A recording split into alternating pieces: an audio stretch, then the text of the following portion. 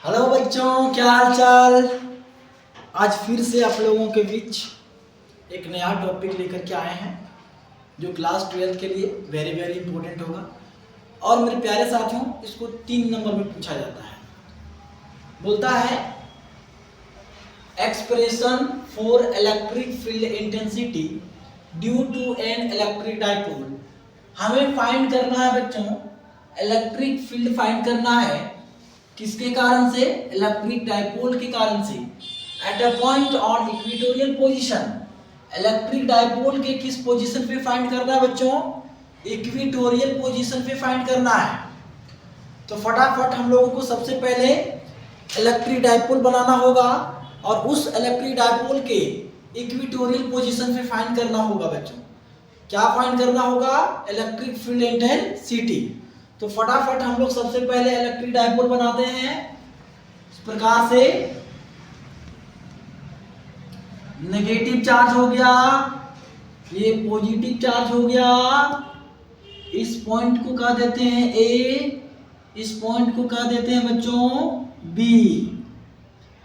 इन दोनों चार्ज के बीच का मिड पॉइंट को कहते हैं बच्चों डाइपोल सेंटर। डाइपोल सेंटर से नेगेटिव चार्ज का दूरी बच्चों L, डाइपोल सेंटर से पॉजिटिव चार्ज का दूरी बच्चों L। इन दोनों चार्ज के बीच का दूरी बच्चों 2L है ना। तो ये इलेक्ट्रिक डाइपोल बनके तैयार हो गया है। इस इलेक्ट्रिक डाइपोल के किस पॉइंट पे निकालना है इलेक्ट्रिक फील्ड इंटेंसिटी बच्चों? तो इक्वेटोरियल पोजीशन पे।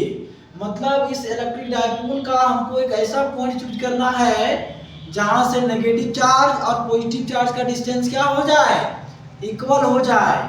तो देखिएगा और समझिएगा भी, यदि हम पॉइंट यहाँ पर लेते हैं तो नेगेटिव चार्ज का दूरी तो कम पड़ जा रहा है, लेकिन पॉजिटिव चार्ज का दूरी ज्यादा हो जा रहा है। तो ये पॉइंट हम लोगों के लिए इक्वेटोरियल नहीं होगा, ठीक है। अगर यहाँ पर लेते हैं तो ये तो हो जा रहा है एक्सियल पोजीशन, क्योंकि ये हमारा इलेक्ट्रिक डाइपोल है। और इस इलेक्ट्रिक डाइपोल के लिए जो पॉइंट है वो कैसा पॉइंट कहलाएगा? एक्सियल। अगर यहाँ पर भी लेते हैं तो ये भी कैसा पॉइंट कहलाएगा बच्चों? एक्सियल पॉइंट कहलाएगा, है ना। तो हम लोगों को इक्वेटोरियल पे निकालने के लिए ये जो मिड पॉइंट है इसी के बीचों बीच वाला पॉइंट यहाँ पर लेना पड़ेगा।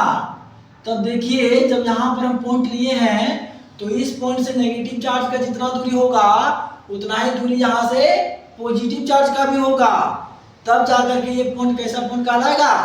दोनों चार्ज का इक्वेटोरियल पॉइंट कहलाएगा, ठीक है। तो एक काम करते हैं ना, इस पॉइंट का नाम हम दे देते हैं बच्चों, और इस पॉइंट का नाम क्या दे देते हैं? एम। यहाँ पर हम लोगों को क्या रखना पड़ेगा? Test electric charge.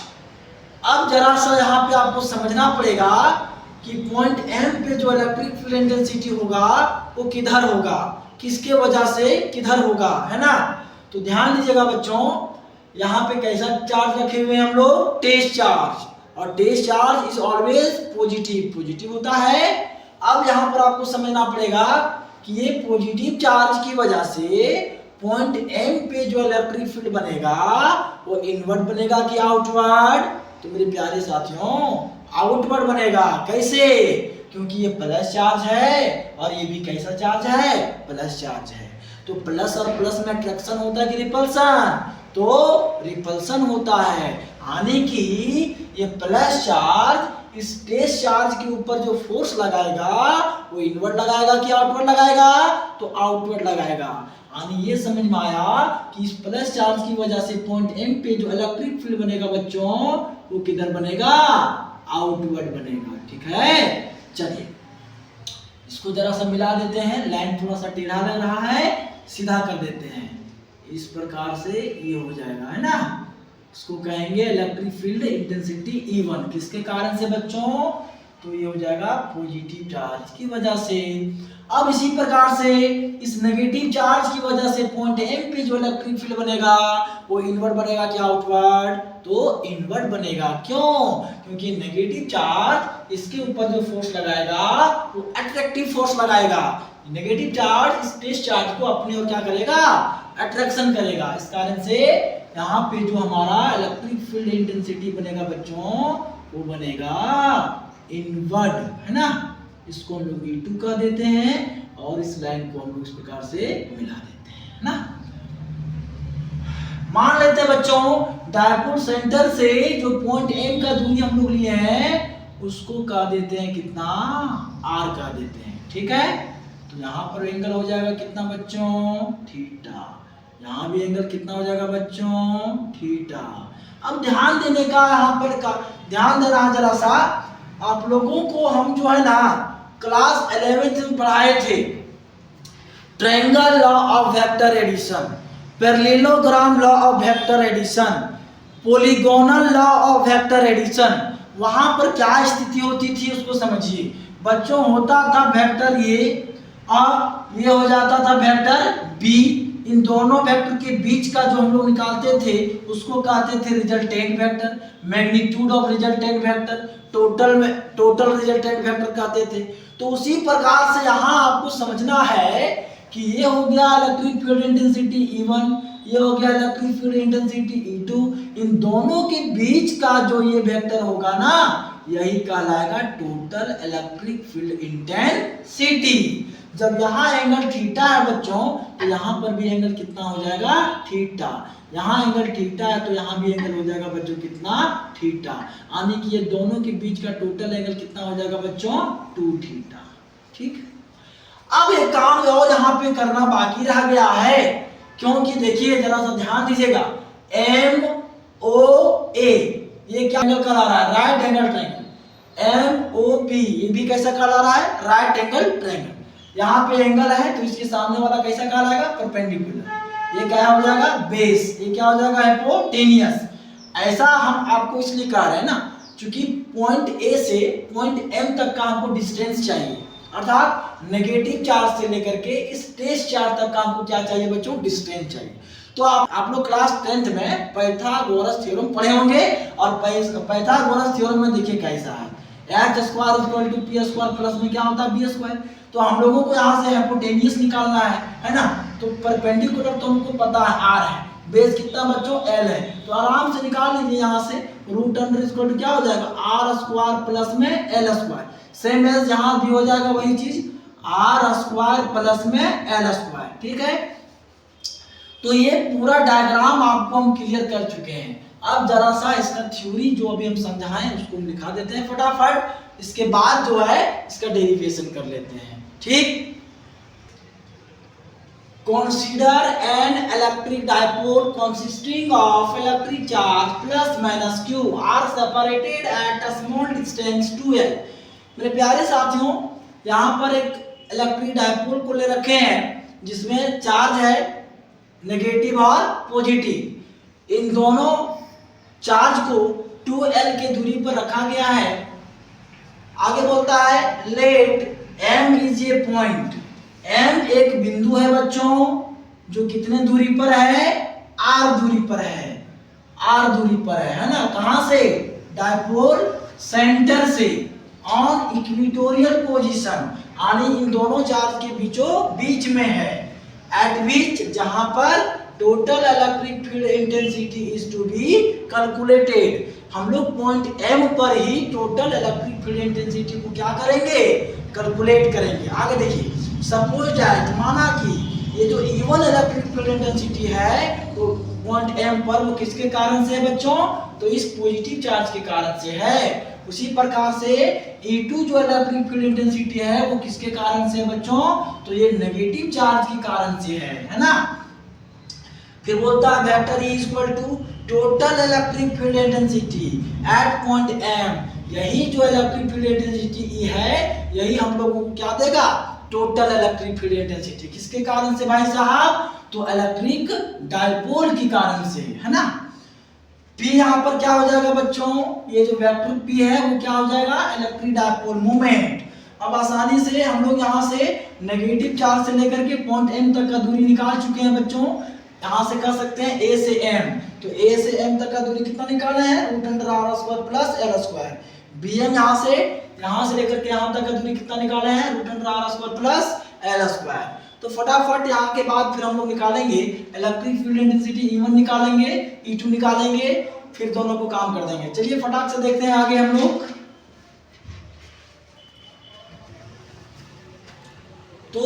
यहाँ पर जाके हम लोगों को सबसे पहले इलेक्ट्रिक फील्ड इंटेंसिटी E1 निकालना होगा। इसके बाद क्या निकालना होगा बच्चों, E2। इसके बाद क्या निकालना पड़ेगा, रिजल्टेंट वेक्टर यानी कि टोटल इलेक्ट्रिक फील्ड इंटेंसिटी। तो चलिए हम लोग फटाफट सबसे पहले इलेक्ट्रिक फील्ड इंटेंसिटी E1 को समझते हैं। बच्चों वीडियो लंबा हो जाता है ना, इसी कारण से पहले हम यहाँ पर लिख चुके हैं, इसके बाद आपको समझाने का काम कर रहे हैं। तो देखिएगा electric field intensity due to ये पॉइंट इलेक्ट्रिक चार्ज हम लोग निकाले थे पिछला डेरिवेशन में, जो वीडियो में डाल चुके हैं। E इक्वल टू निकाले थे बच्चों KQ बटा में R²। तो इसी फॉर्मूला को यहाँ पे हम लोग इस्तेमाल किए हुए हैं। ध्यान दीजिएगा, मोड ले लिए क्योंकि ये वेक्टर के फॉर्म में है, तो फॉर्मूला आ जाएगा KQ बटा R²। ये जो इलेक्ट्रिक फील्ड इंटेंसिटी E1 है वो किसके कारण से बच्चों, तो ये पॉजिटिव चार्ज की वजह से है ना। ध्यान दीजिएगा, पॉजिटिव चार्ज की वजह से है। तो इसका यहाँ से पॉजिटिव चार्ज से लेकर के पॉइंट M तक का डिस्टेंस कितना हो जाएगा, BM। और इसको हम लोगों ने निकाला √R² प्लस L²। तो BM का स्क्वायर और इसका डिस्टेंस हम लोगों ने निकाला है √R² प्लस L² का, है ना, होल स्क्वायर। तो रूट से होल स्क्वायर कैंसिल आउट हो जाएगा, तो इससे जब बाहर निकालेंगे तो क्या हो जाएगा बच्चों, R² प्लस L²। इसको मान लीजिए इक्वेशन नंबर 1। इसी के जैसा हम लोग E2 को निकालेंगे KQ बटा R²। यहाँ से देखिएगा R² यानी कि डिस्टेंस, तो डिस्टेंस क्या हो जाएगा, नेगेटिव चार्ज से लेकर के पॉइंट M तक का दूरी यानी AM का स्क्वायर हो जाएगा, AM का स्क्वायर। AM कितना निकाले हैं बच्चों, तो सिमिलरली उसी प्रकार से √R² प्लस L²। मान यहाँ पे पुट अप करेंगे, √R से R² कट जाएगा, है ना। तो बचेगा क्या यहाँ पे बच्चों, E2 इक्वल टू KQ बटा R² प्लस L²। इसको मान लेंगे equation number 2। From equation 1 and 2 से वी गेट, यहाँ पर ध्यान दीजिएगा E1 का जितना मान आया है बच्चों उतना ही मान किसका आया है, E2 का, यानी कि E1 बराबर E2 KQ बटा R² प्लस L²। इस पूरे को मान लिए क्या बच्चों, x क्यों माने हैं, क्योंकि आगे सॉल्यूशन में हमको मदद मिलेगा, है ना। यहाँ पर ध्यान दीजिएगा, वेक्टर E1 और vector E2 are at an angle of 2 theta. देखिए दोनों वेक्टर जो है वो कितने एंगल पे लाई कर रहा है, 2 थीटा पे। इसीलिए यहाँ से हम लोग रिजल्टेंट वेक्टर निकालेंगे, वेक्टर E। क्या हो जाएगा, E इक्वल टू √अंडर, जैसे हम लोग पढ़े थे वहां पे, R इक्वल टू √अंडर A² plus B² plus 2AB cos theta. उसी प्रकार से यहाँ हम लोग इस्तेमाल करेंगे E equal to √under E1 का square plus E2 square 2E1 into cos theta.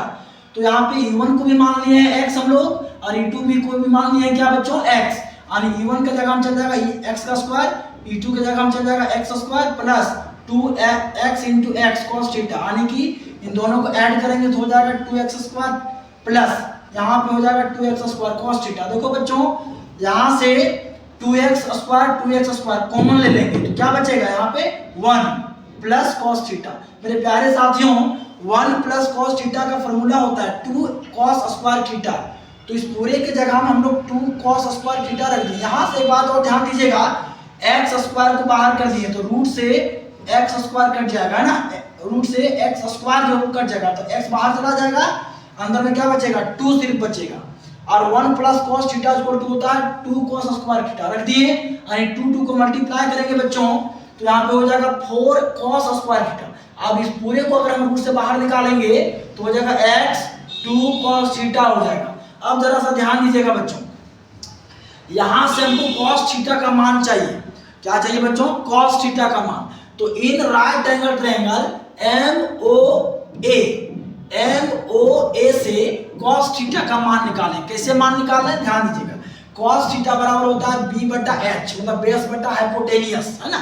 तो देखिए यहाँ पर एंगल है तो सामने वाला क्या कहलाएगा, परपेंडिकुलर, ये क्या कहलाएगा, बेस, और ये क्या कहलाएगा, हाइपोटेनियस। तो बेस यहाँ पे कितना बच्चों, L है, L रख दिए बेस की जगह में। हाइपोटेनियस कितना बच्चों, √R² प्लस L², तो यहाँ रख दिए।